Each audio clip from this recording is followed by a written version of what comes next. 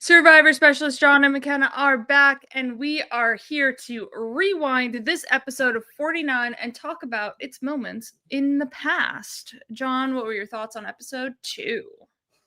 Honestly, I know, Phil's been saying this, Will said it, Blake said it. I think it was kind of just the general sentiment in general. This felt like an improvement over the first week. It felt like we kind of got a bit more of everyone. We got some interesting twists on things that we have seen in the new era before, playing out in a little more interesting way. I want to say spacing, but it's not really the right word. I guess it's just the way the episode flowed seemed to work really well. There were a lot of segments that I just really enjoyed in this episode. Mm-hmm. And overall, it was just I came out saying this was Sophie, I'm sorry if you're listening, but this was a Sophie boot away from being an all-timer episode of Survivor for me. There you go, everyone. It is an all-time episode of Survivor. No. It was a Sophie boot away.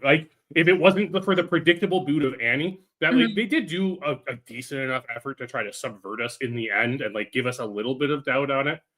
And Sophie, nothing against Sophie as a player or anything like that. But if we had that last minute ounce of strategy in the episode, all-timer episode. All right, so we are going to get into our Outwit, Outplay, and Outlast moments of the episode. For Outwit, we have always accept an alliance. That is a golden Survivor rule because it has very much hurt people in the past, and now current Survivor players have learned from this.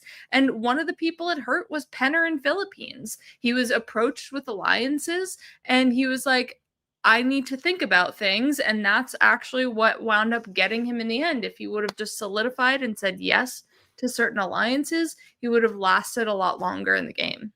This is such an interesting aspect because it is one of those tenets of Survivor, right? That I always accept an alliance. And what we see in this episode of 49, we see MC agreeing to an alliance despite the fact that she's incredibly wary of it immediately. She doesn't trust Matt.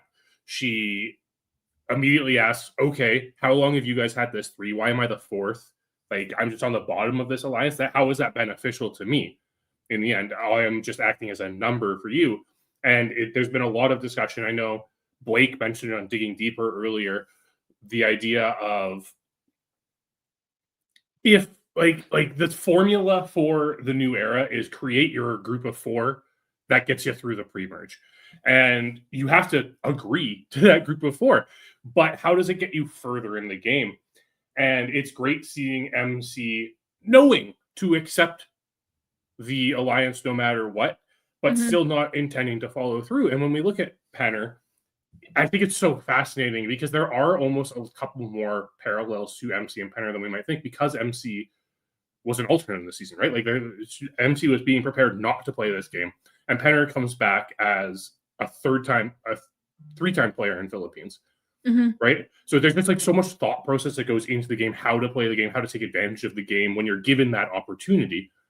And someone like Penner should have had the wherewithal to understand you accept the alliance even if it's not in your favor. It's okay to lie in Survivor. Fun fact. But when he doesn't commit to anything, that's when he kind of gets on the outs of the Calabao tribe, and it doesn't help him as he moves into the merge of that season. Yeah, exactly.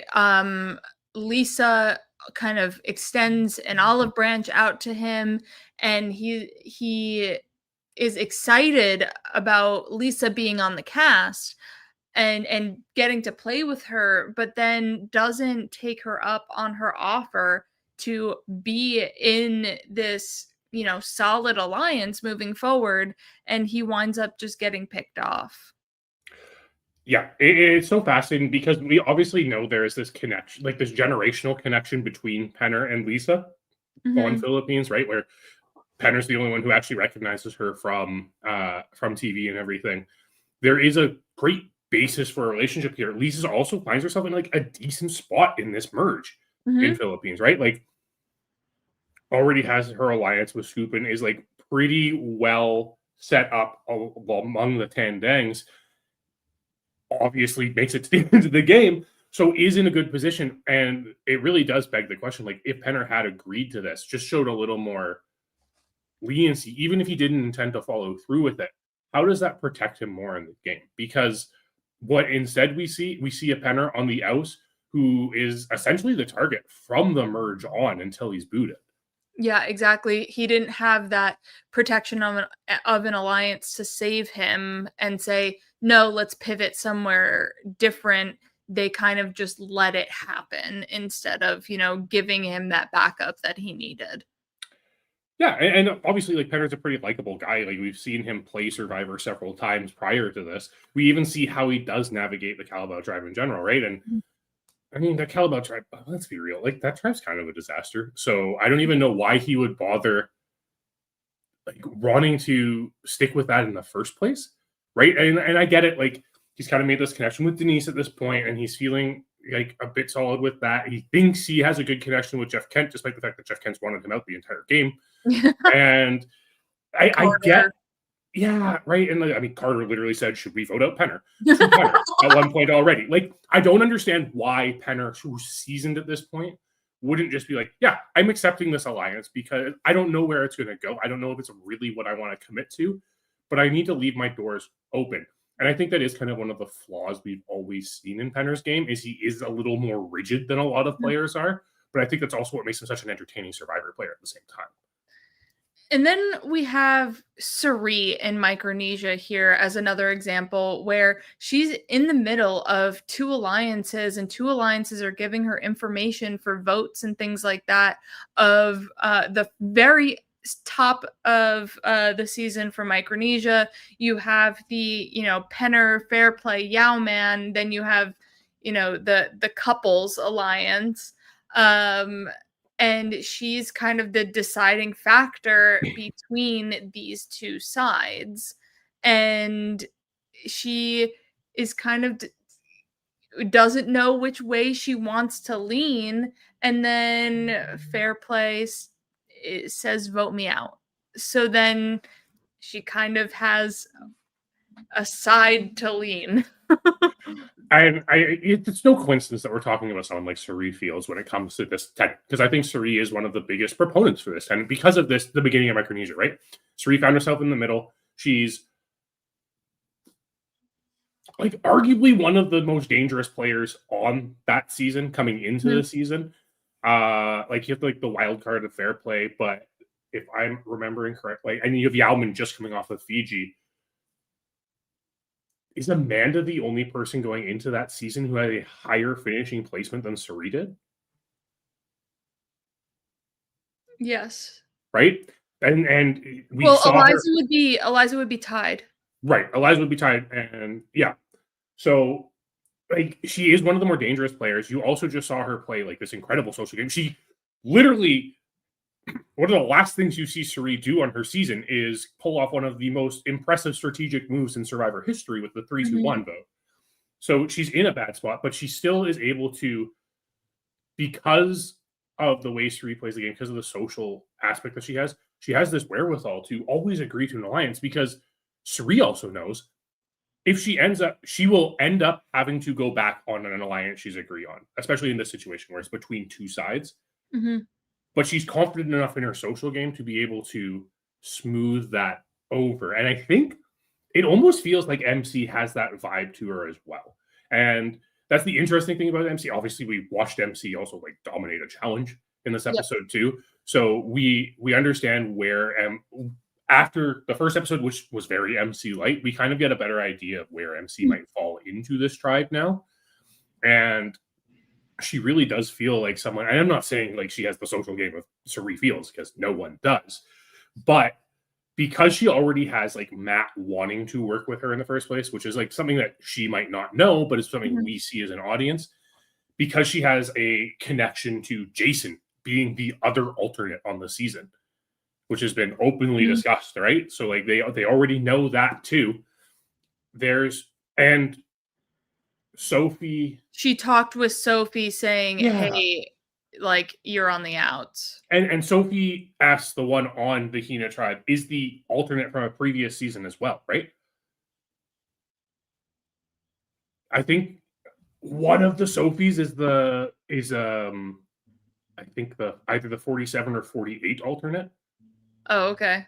Yeah. Didn't know that. So I can't fully remember if it's Sophie S on the Hina tribe who is the one who is the alternate, but if that's the case, like there's all these connections that MC has with this Hina tribe and has the ability to make the decision. And what's Mhm. really awkward in the new era when you're dealing with tribes of 6, they're so small, right? They're so small and it's so hard. And Guardy here is covering me. It has the 48 alternate. Yeah. So MC was, or Sophie was the 48 alternate. So Sophie's also an alternate, another connection for MC in that, Mhm. like, we were all alternates type of thing, right? Like, the another big tenets of Survivor, like, connect with people however you can.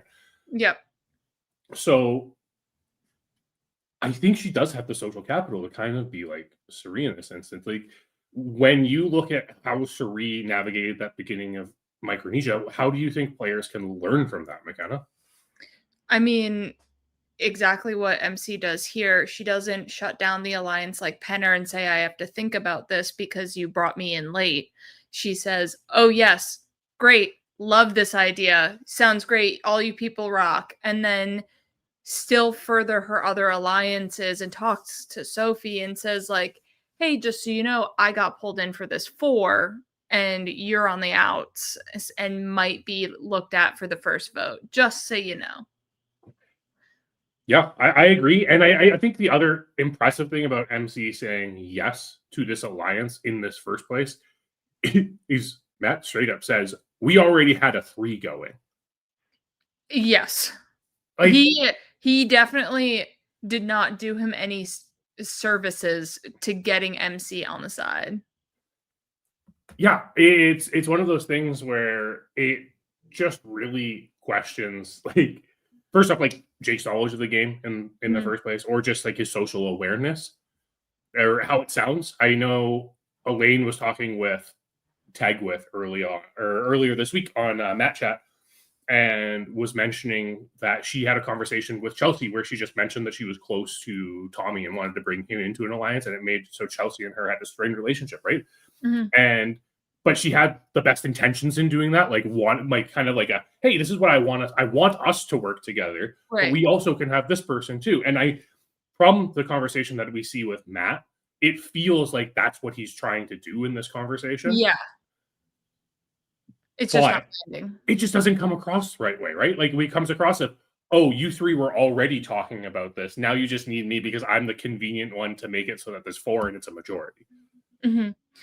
Yeah, exactly. So I think the golden rule here is always accept an alliance, be like MC and accept whatever it is, and then make your decision later. Use what information you have when it comes to the pointy end of the stick, and then dive into it. Because right now, if MC decides where she wants to go before even a vote happens, something could get thrown off and it could be her. So That always accept that invitation. that's a really good point, McKenna. What we're seeing here is MC is providing herself with options, right? She's giving herself the opportunity to adapt based on how the game goes. And especially in the new era where people can just lose votes, what if we get to a point, and I mean, obviously we're a little high right now because we saw a journey without people losing their votes, but what if Jason or Sophie comes back with a lost vote? Why bother hitching your horse to that cart, right?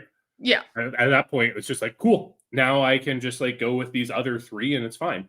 Mhm. On the flip side, what if one of the other 3 lose their vote? And all of a sudden you're the deciding factor in who goes home.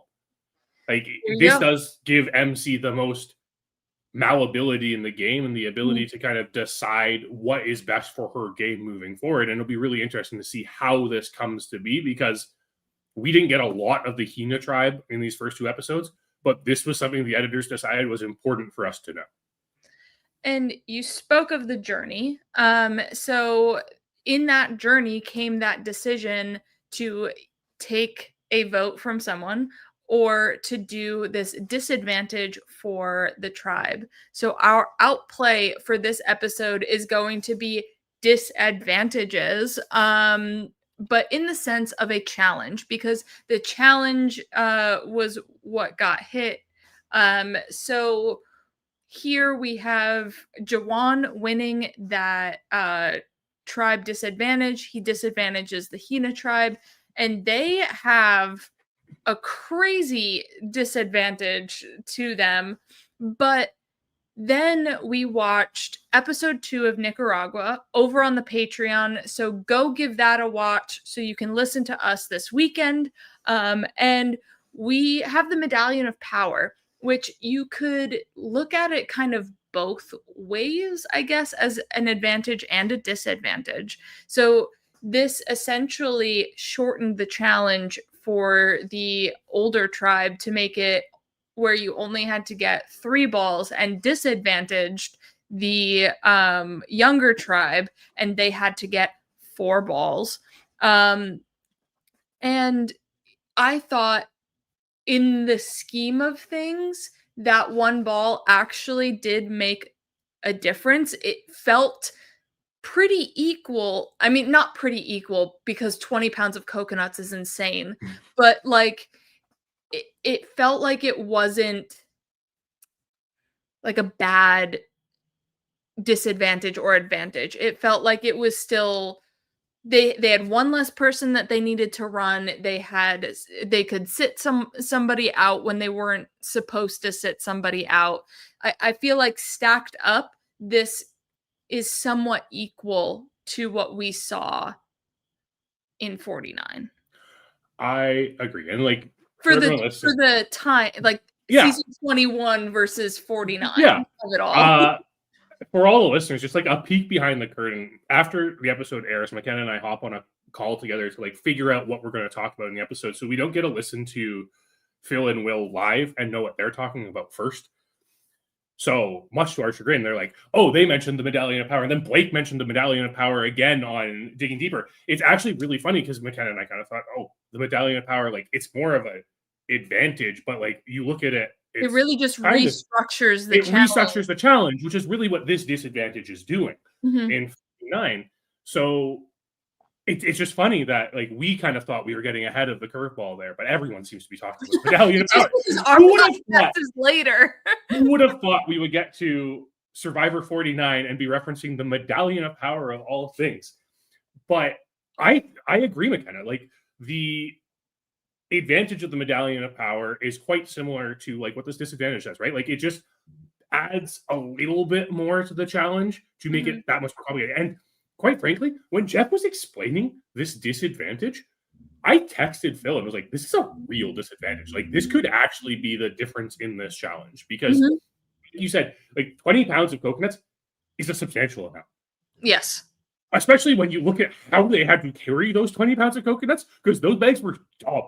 And they were whipping around everywhere. And even just like it wasn't like a backpack where it was like structured. Which is what I thought it would be. It was just I didn't think it was going to be sling bag.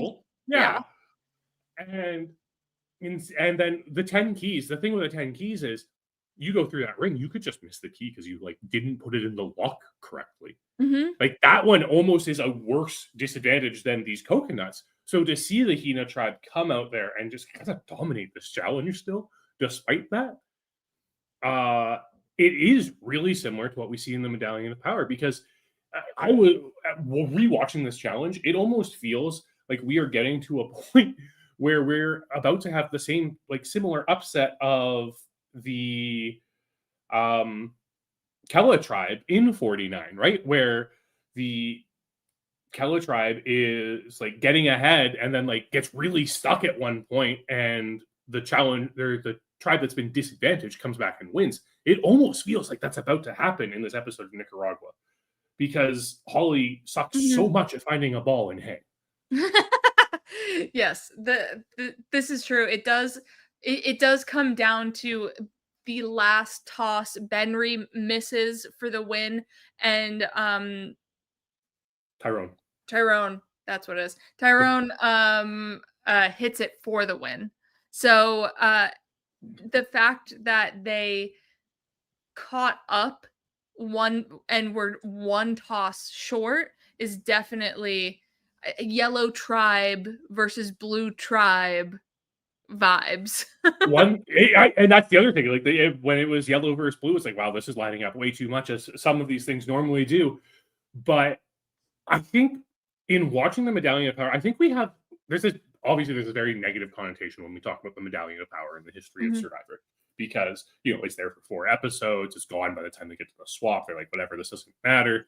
It's such a bizarre aspect of Nicaragua that's kind of pushed under the rug because it's like, okay, maybe this twist didn't work. In watching this disadvantage this week and rewatching what an advantage from the Medallion of Power is, maybe Survivor production knows how to disadvantage people in challenges, in like tribal challenges, that makes it still fair, but could be just enough to put you over the top. Yeah, I I I think why I liked watching this one episode of Nicaragua, and that's it. And by this one episode, I mean this one challenge, um, is because it felt like the Medallion of Power should have been used just like this, where it's like we have it, and we're going to decide which challenge to use it at, and then it's gone. Like this Well, is then an it's to the advantage. other tribe. No, but like this is in my head as I was Oh, okay. watching, because then it was gone because I didn't have the rest of the season. Right. So it could be a great opportunity for an advantage find of like this quote unquote Medallion of Power or tribe disadvantage where you find this day one, but you can use it any time from, until the merge. Hmm. Yeah.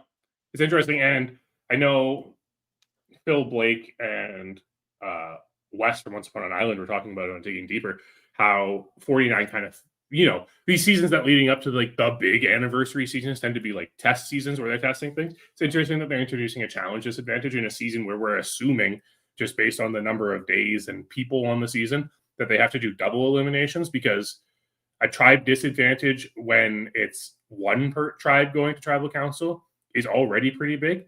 It's Mhm. pretty devastating when it's the difference between like first and second, though. Mm, yeah.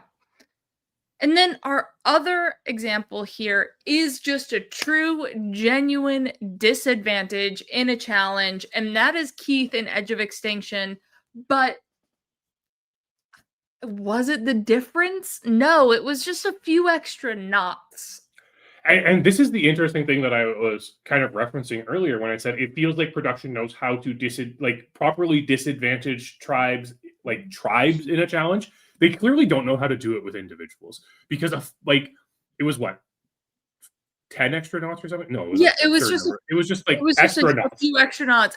I think he literally handed the knots over to Chris. In like the little thing. It's like you have to do some more knots. Congrats. And like Survivor knots aren't crazy hard because they make it so you They're can just kind looser. of They're a pull little them looser apart. than some knots that you'll probably come across in your day-to-day life. Yeah, exactly. Like my shoes are tied tighter than those knots. Yes. I think the nice thing about this, though, is and why it's really analogous to what we just saw in 49 is the fact that Keith has the opportunity to put this disadvantage on a specific person, right? Mhm.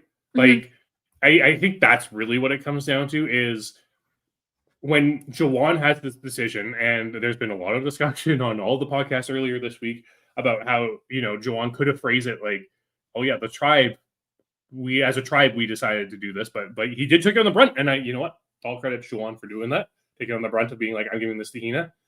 But that decision is so important, and especially it's so different for Jawan than it is for Keith, because Keith's out of the game.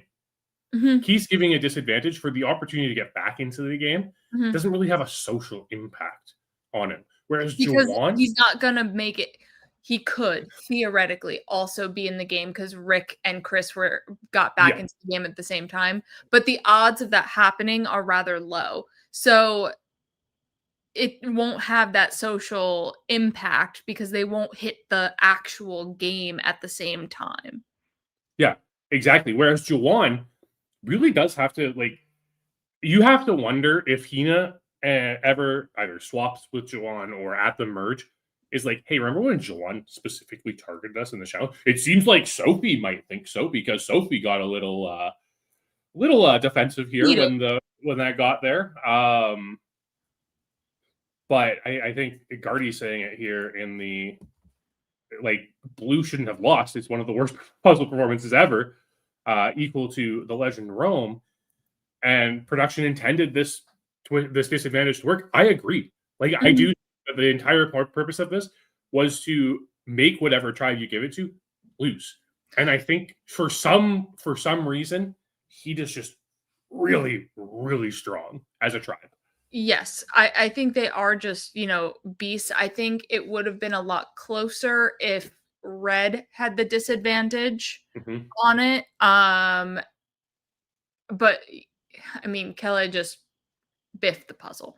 If we're ignoring the puzzle, I think the Red tribe definitely would have struggled the most with these coconuts. I agree. They're a smaller tribe, right? Like Nate and Juwan are a little bigger, but like Rizzo's pretty tiny, although a bit athletic, so you could probably deal with it. Yeah. But like, I mean, Sage seems to be quite tall. But Shannon and Savannah both seem like smaller, so like that 20 pounds is going to add up, right? And it's really fascinating looking at this, and a little bit of a like tangent here, McKenna. Because again, just thinking about the episode as a whole, and we see like the brain fog that Kella has at Tribal Council where they can like barely string words together. Is this just, are we at a point where the puzzle isn't the great equalizer because of the like disaster tribe scenario where the tribe like just isn't getting supplies and can't properly nourish themselves for so long into the game, that a puzzle is actually one of the hardest things for a tribe not eating anything, or like, they didn't have the opportunity to find a crab and cook it, right? Because they don't have fire still. Is the puzzle not the great equalizer anymore?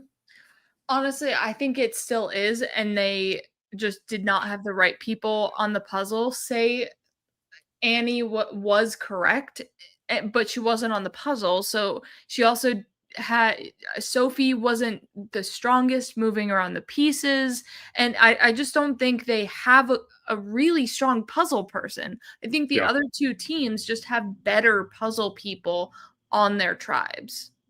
It really makes you wonder what the tribe balance Jeff was calling that out for sure. Yeah. It really makes you wonder what the challenge balance was, like the tribe balance was prior to both MC and Jason ending up on the same tribe. Yeah, I mean, I think Survivor needs to keep this tribal disadvantage going as another advantage in their pool for pre-merge, because I think we have extra votes, we have lost votes, we have bank votes, like it's all vote based, but give us something that deals with the challenge, and that adds such a different element to the game as well. Because if you're down, and if Jake had won that and disadvantaged the Red tribe, maybe there could be a shot for them to, win or come in second in that challenge. Well, that's the other thing, right? Like, it's a question of like, there's the question of Jawan's decision to put it on Hina, who seems to be the stronger tribe. Like, you're trying to kind of break that up. But do you also just double down on the weaker tribe? Yeah, sucks to suck, guys. Like, yeah, you're done. I actually think this adds such a new dynamic to Survivor in a way that we haven't seen. And it's been a while since we've been able to complement production on a twist like this. Yeah, it's the do you disadvantage. So with Keith, right, he wants to disadvantage the strong because that gives him a better shot at getting in. But with this, you almost might want to disadvantage the weak to almost secure your win, because disadvantaging Hina gave them, and them actually succeeding in it still only left them with a one-shot window of making it. Yeah, exactly. It's fascinating to see when we're in like this very stagnant era of Survivor. It's just great to see a little bit of innovation once in a while. Mhm. All right, and now we're moving on to our Outlast segment, and we didn't talk about it last time, but we are talking about it this time. It is Mr. Steal Yo Shoes, and we have the Shoe Bandit.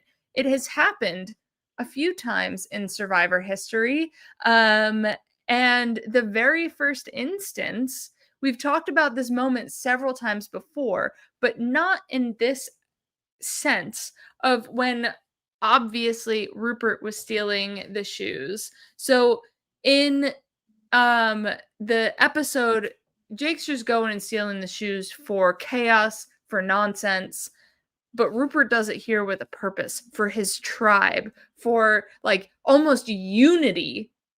And Jake is doing it to cause chaos and to disrupt the system and like make everybody wonder what the heck is going on at camp, rather than kind of bringing them together. Here, get us more camp supplies. I have these shoes to sell. It is so interesting the way these are framed completely. These situations are framed completely differently from each other because Jake. Rupert's is worse. Oh, Rupert's is way worse. He sells people's. But Jake is just. I mean, he's being spiteful about it, right? He's doing it because, oh, and he pissed me off. Time to go hide her shoe a couple of feet away. Like, it's one of those things where it's like, okay, this is so obvious. Like, if you're going to do it, commit to the bit. Like, it's like you decided to do this, and production's like, you can't steal people's stuff. It's like, well, what if I just move it over here? Okay. That's like kind of how it feels to me, right? Like, it just doesn't, it feels like a bit of a half measure. Like, if you're going to do it, just do it. But it's framed in this. It's framed in a weird way with Jake, where it's kind of comedic, but also villainous, right? Like he's being kind of portrayed as a villain, which, you know, in our post "No More Villains on Survivor" era, I don't know how that's possible, but here we are. Jeff, your editors don't believe you. They say there are still villains on Survivor. So it's so fascinating to see these two things that are the same thing, right? And hero, and Rupert's a hero. Rupert is one of the most heroic moments in Survivor history. Like he is reveled for this moment, and granted, gets the benefit of the doubt from being on a pirate-themed season. Yes. So, you know, pirate steal, right? So it makes sense as to why he's being framed as a hero. I don't even think when maybe production had an idea of how Rupert would be perceived by the general public when they were editing that premiere. But I don't think you could ever predict Rupert being as popular as he was coming out of that premiere. So to have someone who you then frame as like this massive hero who would later be like the embodiment of a tribe called heroes, right? To edit such a conniving and sneaky and devious thing to, you know, as this heroic moment at the beginning of this season, like arguably like the best 15 minutes of Survivor ever is that opening to Pearl Islands. And it just makes you wonder, like, okay, like, how is this so different? And like, how can we go from that, such an iconic moment, to, oh my God, Jake is stealing someone else's shoe? But listen, John, we have one more shoe moment in between that. We have the one and only Holly Hoffman stealing Dan Lembo's beautiful New York City slicker shoes and filling them with sand, putting them in the water, and then realizing I've done a bad. And so she's literally right in the middle of these two guys of, I'm doing this for the greater good. I'm doing this to be a pest. I'm doing this to be a pest, but wait, I have the greater good at heart, and then gives them back. Holly's is just so chaotic in a different way than Jake's. Jake's is premeditated. Holly's is a snap decision, right? Like Holly's is in response to the entire sequence leading up to Holly doing this to Dan's shoes is kind of wild. She sees Jill eating snails and is like, oh, Jill rolled her eyes, so those snails must not be edible. So I'm going to take all the snails and throw them out and make everyone upset. And then everyone's kind of like, shit talking Holly because of it. And she overhears Dan saying, yeah, Holly's just crazy. So she's like, crazy? I'll show you crazy. I'm going to go put these $1,600 alligator shoes in the water. You know what? That's what you get, Dan. I'll show you crazy. And it's so fascinating because, again, this is a different framing of the entire situation. Whereas Jake's framed as a villain, Rupert's framed as a hero, Holly, it's really framed as like this moment of weakness, this like mental fragility that Holly has that really echoes through this entire episode, right? Like a lot of this episode is Holly's buckling under the stress, and it's really fascinating to look at Nicaragua as a whole. I know, McKenna, you'd like to forget that the rest of the season exists. However, I think we go from heroes versus villains to Redemption Island. But you have to remember, like, Holly becomes one of the better characters on this season after this moment. Like, she has this crazy moment of weakness here where she is destroying someone's property. That she makes it to the end game. And is like a front runner to win the game. Crazy. Like, this is the woman who's like literally has to have Coach Jimmy Johnson sit down and convince her not to quit the game. And she becomes one of the strongest players on the entire season. It's so fascinating because this is a growth arc. Whereas with Jake, it doesn't feel like a growth arc. It feels like Jake's just setting himself up either to be caught because they already are talking about the fact that, hey, this has happened before, so someone's intentionally doing this. Like, unless Jake hides his own shoe next, no way he's getting that stank off. I mean, he also might have a snake bite. Well, if you haven't already listened to the recap, Will does go in that these snakes have very small fangs and it's very hard for them to actually kill you. Also, Jake's still alive. Well, and Will says 10 to 20 minutes and you're dead. So I think he's okay. Okay. Well, I wasn't thinking dead. I was just thinking what medically evacuated. Medically evacuated. I think we're okay. Because like if one of those snakes the shoe bandit might still strike again. But I'm hoping he's smart enough to steal his own shoe. Gotta get that scent off you somehow. Where's my shoe? Yes. So if you haven't guessed or you didn't hear it before, we are talking Nicaragua episode 2, Fatigue Makes Cowards of Us All, over on the Patreon. So watch that so you can listen to us this weekend. John, what do we got going on in the Specialist Universe? So much going on. Obviously, Phil and Will break down episode 2 on Wednesday. And there's a lot of really good discussion because Phil's a little bit higher on some of these new twists than Will is. And it leads to some really great conversations. So you haven't listened to that, give that a listen. Phil and Blake were joined by Wes from Once Upon an Island for digging deeper this week. They talk about the game and just kind of like these new developments that we've seen from the production side of things. We just recapped The Amazing Race. Right. McKenna and Kyle literally right before this just recapped The Amazing Race episode 2 with all those Big Brother players. So much reality TV stuff going on. Phil will be joined by the winner of Survivor 47, Rachel Lamont, and Blake. Blake will be there for the predictions and power rankings to confront Rachel, who we said had no chance of winning because she was a graphic designer, and that can't help you win Survivor ever. So that is a must-listen to podcast for sure. And then on Monday, Tagwith will be joined by Jacob Derwin for Matt Chat this week. It'll be a whole lot of fun. And then, of course, Phil and Will back on Wednesday to recap the episode. And McKenna, you're gone next week, right? Sadly. So I'll be back next week to rewind next week's episode, but you'll hear from McKenna later. Alrighty, everyone. So we will see you next week. Goodbye.